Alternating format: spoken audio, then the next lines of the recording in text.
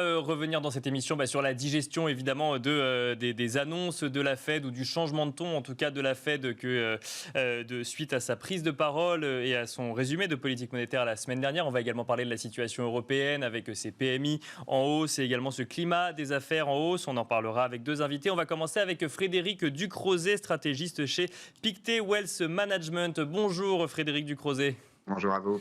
Vous êtes donc en duplex avec nous, je le disais. Ça fait un peu plus d'une semaine maintenant que Jérôme Powell s'est exprimé à l'issue de la réunion de politique monétaire de la Fed. On a vu les dot plots, on a vu effectivement que le rapport de force était un petit peu en train de changer entre les faucons et les colombes. Et puis on voit les gouverneurs de la Fed en fait défiler presque depuis une semaine. On a en tête James Bullard qui s'est exprimé vendredi, qui a un petit peu fait bouger, voire beaucoup même les marchés sur la journée. Et puis on a en tête plus récemment Robert Kaplan de la Fed de Dallas qui lui insiste donc sur ce fameux sooner rather than later. Donc avec cette volonté finalement de dire l'économie américaine repart et on arrivera plus vite que prévu aux objectifs de la Fed. Un avis partagé également par Raphaël Bostic de la Fed d'Atlanta. Comment est-ce que vous analysez, Frédéric Ducrozet, la semaine qui vient de s'écouler entre l'annonce de la Fed et puis le service après-vente presque de tous les gouverneurs qui prennent la parole ensuite ?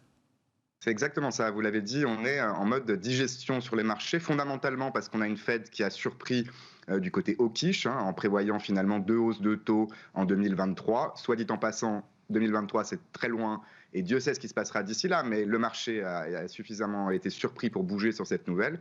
Et puis cette réaction des marchés de taux notamment, un aplatissement de la courbe des taux longs qui sont aujourd'hui à 1,50% grosso modo aux États-Unis. Ce n'est pas une réaction normale entre guillemets, mais dans cette période qu'on vit depuis maintenant plus d'un an et demi, pas grand-chose n'est finalement très normal. Et il faut s'habituer à cette nouvelle forme de réaction des marchés dans l'incertitude qu'on a qui est fondamentalement centrée sur l'inflation. Alors avant d'avoir les chiffres d'inflation, on a effectivement le service après-vente, on a ces gouverneurs qui viennent nous expliquer leur position et puis le petit jeu consiste à les placer sur ces dots et à deviner lesquels prévoient une hausse de taux, comme vous l'avez dit, 2022, 2023 ou 2024. On comprend, ça confirme en tout cas notre analyse, que les membres peut-être un peu moins influents de la Fed, les gouverneurs des banques centrales régionales qui sont traditionnellement plus hawkish, qui voient notamment parfois un peu de surchauffe ici ou là, ou un marché immobilier qui commence à monter un peu trop fortement à leur goût, veulent des hausses de taux plus rapides. Et puis ceux qui tiennent, je pense quand même, la politique monétaire aux États-Unis, à commencer bien sûr par Jérôme Powell, Clarida, Bernhardt, tous ceux qui vraiment définissent cette politique monétaire sont plus dovish et dans le sens où plus prudents, plus patient pour attendre ces hausses de taux. Je pense que ça en dit plus sur le marché, encore une fois, cette sensibilité ou pour ne pas dire ultra-sensibilité aux déclarations des uns ou des autres. Je prendrai un seul exemple pour terminer. Lorsque le marché bouge énormément sur des commentaires de James Bullard, on sait qu'il y a un problème. C'est quelqu'un qui a tendance à sortir du consensus, peut-être de manière un peu exagérée, voire caricaturale parfois. Or, le marché lui donne plus de crédit que d'habitude. Je pense que là aussi, il faut, comme la Banque centrale finalement, regarder à travers ce bruit et se projeter sur les prochaines tendances d'inflation et de croissance pour prévoir ce que fera la Fed. C'est ça, alors James Bullard, on le rappelle, qui n'est pas encore votant au sein de la Fed, mais qui le sera l'année prochaine. Donc ce que vous nous dites finalement, c'est que finalement les membres les plus influents de la Fed restent sur une politique accommodante et qu'il ne faut pas accorder plus de crédit qu'il n'en faut aux membres finalement qui sont les plus... Ceux qui militent en fait pour un retour à la normale le plus rapidement possible. Absolument, il faut de toute façon se concentrer d'abord sur les données. Il y aura beaucoup de volatilité, de nervosité autour des prochaines publications de données d'inflation notamment, mais également sur le marché de l'emploi qui reste une priorité de la Fed. Et puis en attendant, essayer de filtrer ce bruit. Je crois que Powell notamment a vraiment recadré ses anticipations. Au-delà de ces petits ajustements de prévision de la Fed très conditionnels à l'activité et l'inflation, rien n'a changé finalement. Alors Frédéric Ducrozet, il y a effectivement l'annonce et les conséquences. On va parler effectivement des rendements obligataires dans un instant. Juste avant, vous parlez de bruit. Est-ce qu'on est dans du bruit autour d'une annonce ou est-ce qu'on est dans un exercice de communication qui prépare tout de même quand même à l'arrivée d'une nouvelle phase où la Fed serait moins accommodante, peut-être peut-être pas tout de suite, mais dans 6 mois, 1 an, 2 ans ou voire plus, du coup 3 ans comme c'était prévu initialement? Tout à fait, comme c'était prévu initialement, c'est-à-dire qu'on ne doit pas être surpris, les marchés, les observateurs de la Fed, d'entendre une banque centrale dire qu'à terme, elle va penser, à réduire son degré d'accommodation monétaire quand l'économie va croître à 8, 9 ou 10% en termes nominaux. C'est absolument logique, on n'est plus dans l'urgence, avec le bémol très important de la résurgence de cas de Covid avec le nouveau variant ici ou là, qui est évidemment un risque à surveiller, mais à part ça, on aura probablement encore des bonnes surprises. Il est normal de s'attendre à ce que la Fed réduise notamment ses achats d'actifs depuis les 120 milliards mensuels qu'elle exécute toujours aujourd'hui. Ceci dit, les détails vont être importants. Jackson Hole, la réunion du mois d'août, probablement une bonne occasion pour Powell, là aussi, pour signaler les débuts du contour d'une telle stratégie. Et ensuite, sur combien de temps, je pense, ce tapering, cette réduction du QE de la Fed va prendre place. Ça, c'est un point important. Il semblerait qu'il pourrait y avoir un peu de complaisance dans le marché avec l'idée que les réductions d'achat se feraient par exemple sur 12 mois tout le long de l'année 2022. Je pense que le risque de ce point de vue-là est peut-être d'avoir soit un départ plus tôt, dès la fin de cette année, soit une réduction plus rapide d'une mesure, encore une fois, qui est exceptionnelle et qui est peut-être un peu moins justifiée aujourd'hui compte tenu des conditions économiques. Donc le risque serait plus sur l'annonce d'un tapering dont la Fed a assez peu parlé. Finalement, on a parlé de discussions pour amorcer les discussions, donc on n'a pas de timing à ce sujet. Un mot de la réaction des marchés, peut-être que commencer par les rendements obligataires. Vous dites que finalement, une Fed qui parle de la réduction de son soutien et de hausse des taux comme c'était prévu, finalement c'est normal. C'est ce que semble dire également la réaction, en tout cas sur les marchés obligataires. Oui, alors il faut toujours être prudent, on a été surpris par cette réaction. Après coup, on cherche des histoires qui collent à la réaction des marchés.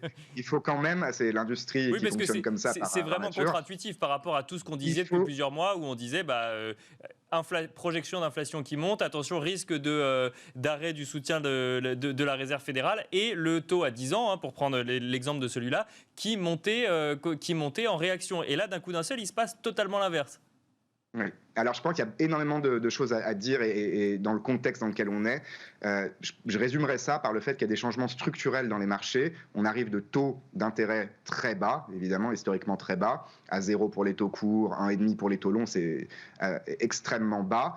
Et donc, les réactions peuvent être parfois amplifiées par des phénomènes aussi techniques de position des investisseurs dans un marché qui est absolument énorme. Mais fondamentalement, je crois que cette corrélation aussi entre classes d'actifs, entre les obligations et les actions est en train de changer. On pourrait être dans un régime où les obligations jouent moins leur rôle de valeur refuge, d'autant plus qu'on vient de ces niveaux aussi bas. Maintenant, le marché vous dit, dans ce contexte-là, depuis ce point de départ, faites attention, à la Banque centrale en tout cas, de ne pas faire une erreur de politique économique. C'est peut-être l'interprétation la plus simple et la plus juste, et c'est peut-être contre-intuitif, effectivement, mais il faut le rappeler. Si la Fed est très accommodante et ne fait pas d'erreur de politique économique, laisse l'économie vraiment, peut-être même jusqu'à la surchauffe, alors les taux doivent monter, notamment par les anticipations d'inflation. C'est ce qui s'est passé pendant plusieurs mois. On a une correction aujourd'hui, mais ça ne veut pas dire que ce phénomène ne pourrait pas reprendre en deuxième partie d'année et le 10 ans aller peut-être vers 2%, ce qui est plus ou moins notre scénario. Ce qui reste là aussi, il faut toujours le rappeler, un niveau en absolu toujours très bas.